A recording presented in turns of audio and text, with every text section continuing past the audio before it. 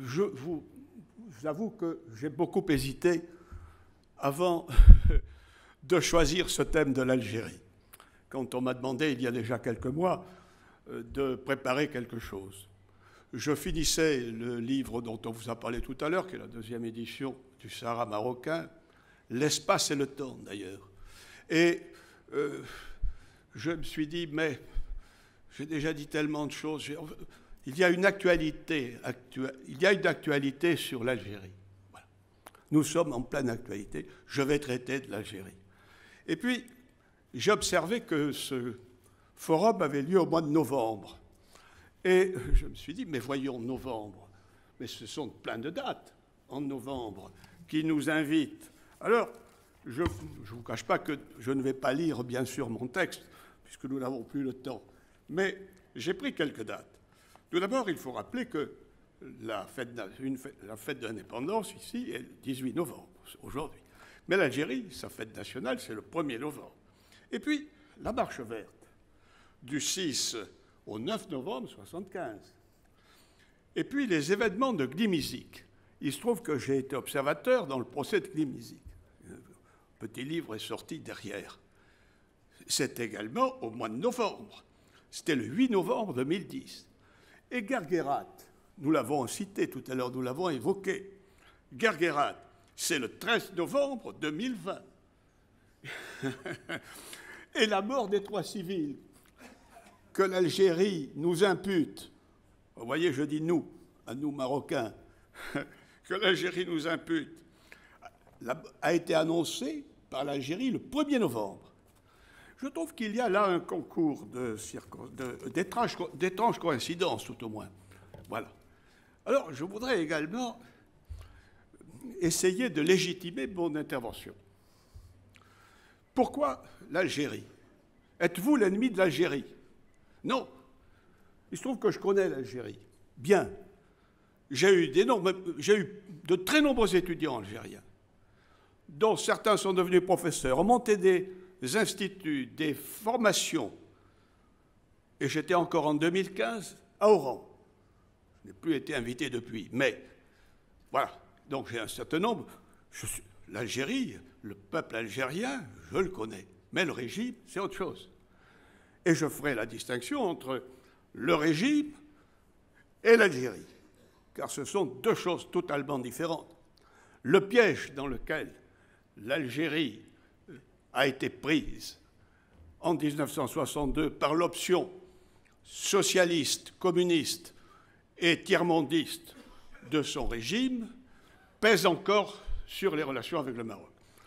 Et à ce point de vue, je voudrais dire ceci. J'ai entendu la magnifique intervention de mon collègue, monsieur le professeur de Cara, et je dois dire que je suis moins pessimiste que lui. Son analyse je n'ai pas les compétences pour en faire une critique sur le fond. Je suis entièrement d'accord, évidemment, avec ce qu'il dit, mais je suis moins pessimiste parce que j'ai observé que le Conseil de l'Union européenne, que la Commission de l'Union européenne, que la France ont eu une position totalement unitaire pour dire que le Polisario n'avait aucune compétence pour intervenir dans cette procédure.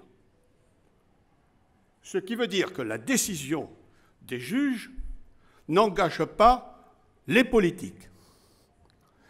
Et là, à ces propos, je voudrais rappeler un certain nombre de choses fondamentales. C'est que le fait fait le droit. Le fait fait le droit. Mais le droit fait le fait. Nous avons deux droits qui s'opposent aujourd'hui sur le sujet. Et l'Algérie le sait bien. Il y a le droit de la décolonisation, que je qualifie sommairement de droit onusien, et il y a le droit essentiel, fondamental, le droit de l'histoire, le droit des faits, le droit qui a façonné le pays.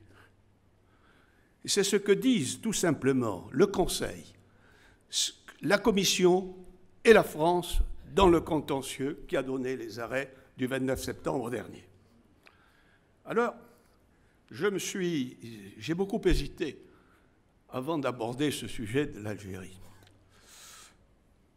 Je l'ai fait avec mon tempérament, en disant qu'il vaut mieux être dans... quand on a des provocateurs, il faut répondre en termes de provocation. Et j'ai pensé qu'il y avait au moins 3 idées qu'on pouvait soutenir.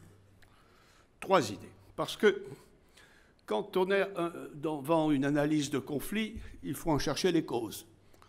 Donc je pense qu'il y a 3 idées qui peuvent caractériser la position de l'Algérie. Tout d'abord, sa politique explique sa stratégie et explique sa tactique. 3 dimensions. La politique, vous le savez, le triptyque, le fameux triptyque, politique, stratégie, tactique. La politique de l'Algérie est très simple. Il faut qu'il y ait une tension sur le Sahara, à des fins internes. À des fins internes. Voilà. Ça, c'est indiscutable. On en a besoin. Ce qui veut dire que je considère, et je peux me tromper, bien sûr, les faits pourraient me dire, je ne le souhaite pas, qu'il n'y aura pas de guerre au sens technique. La guerre est autre. Et je partage tous ceux qui m'ont précédé et qui disent que le Polisario utilise la guerre judiciaire parce qu'évidemment, il sait qu'il a des avantages avec ce droit onusien qui le favorise. Voilà.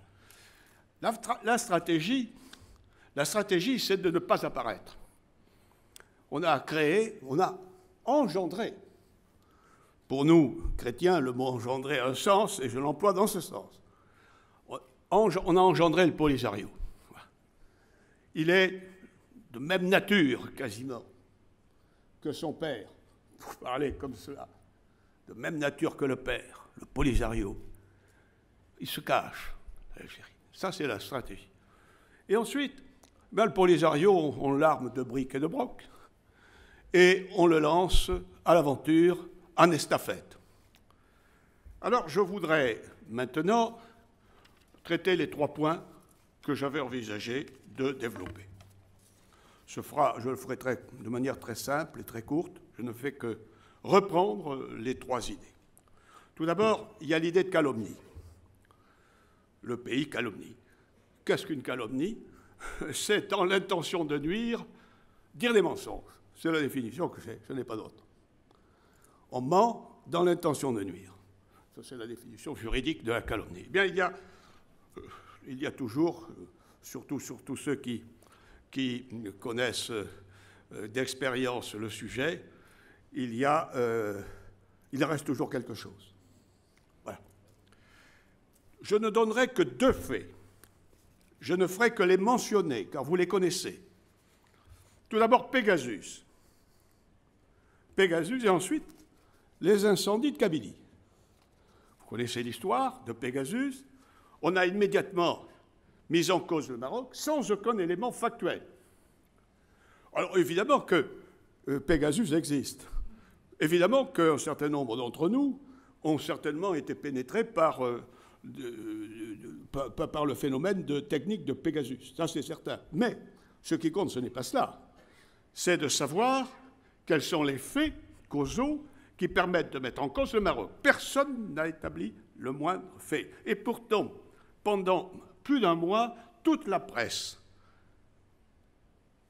convergeait vers cette idée. Le Maroc avait écouté le président Macron, tout le monde, et puis des tas de gens, les Algériens, et puis un jour on nous a dit que Sa Majesté Mohamed VI avait été également écouté.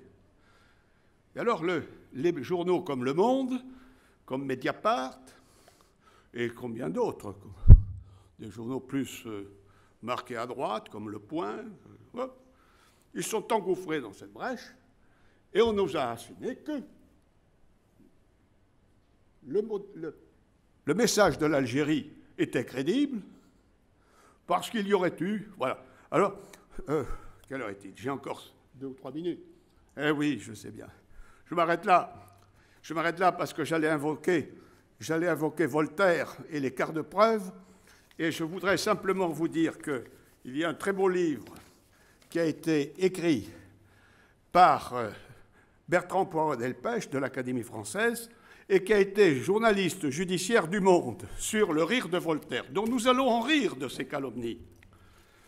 Les incidents de Kabylie, je ne vous en dirai pas plus, ça a été dit tout à l'heure encore. Je voudrais maintenant revenir sur la stratégie, avec le fait que l'Algérie souffle sur des cendres. Elle ne veut pas faire un incendie, elle veut simplement allumer des braises, animer des braises.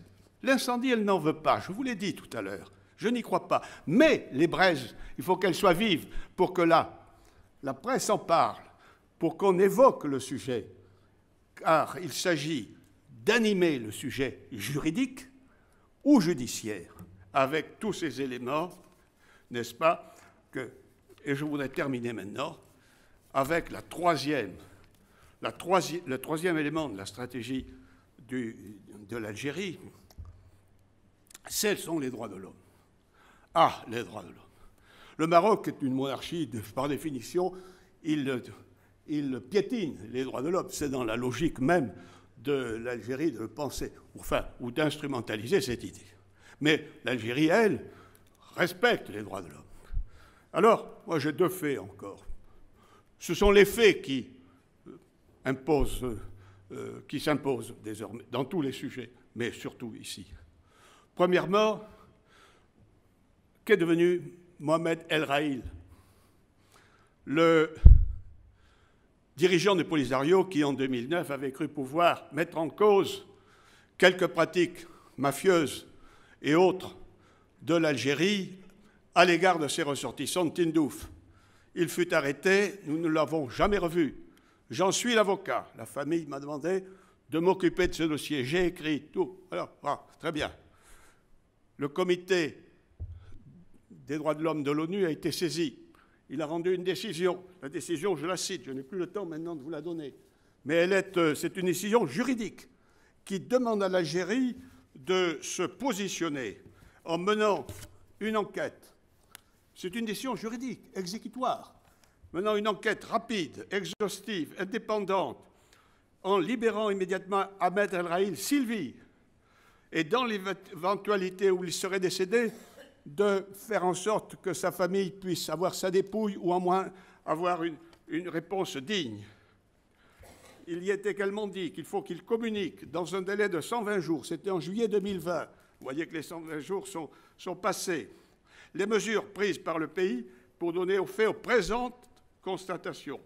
Et enfin, de rendre public et de diffuser largement cette décision du Comité des droits de l'homme. Formidable. Qui en parle? Condamnation de l'Algérie par le Comité des droits de l'homme. Pourtant, le pays se pare des habits blancs des droits de l'homme. Disons quelques mots maintenant de ces droits de l'homme dans la vie des camps, à Tindouf. Tout le monde sait. Et je suis moi-même informé par les familles qui ont de la famille à Tindouf et qui vivent ici à Laayoune ou à Darla. Et puis par la famille d'El Raïl, qu'il y vit, que les gens qui y vivent sont dans la misère la plus noire, et deuxièmement, sont soumis à des mesures qui en font des esclaves. Ils n'ont aucune liberté. Et le message du Maroc qui est de dire, par exemple, on vous attend, nous avons créé toutes les maisons, tous les moyens pour vous accueillir. Ces messages du Maroc sont reçus par les familles, mais elles n'ont pas la liberté de partir. Et enfin, si l'on intègre dans cette question de la misère et de l'absence de liberté si on intègre maintenant la question de la pandémie, savez-vous ce qui se passe? Il y a eu des paniques. Nous avons l'information.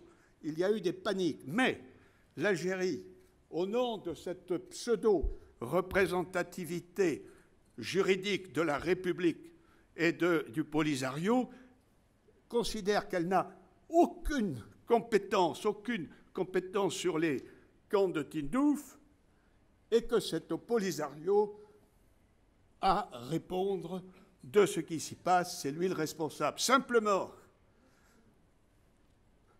qui a osé interroger le Polisario sur la situation sanitaire dans ces camps de Tindouf? Elle est catastrophique. Voilà ce qu'il faut dire. Et puis, vous savez que le sujet de la santé en Algérie est un sujet très particulier. S'il y a une crise en Algérie aussi, et ça, ce sont les témoignages qui nous sont apportés, c'est aussi une crise sanitaire au sens très large. Je vous remercie.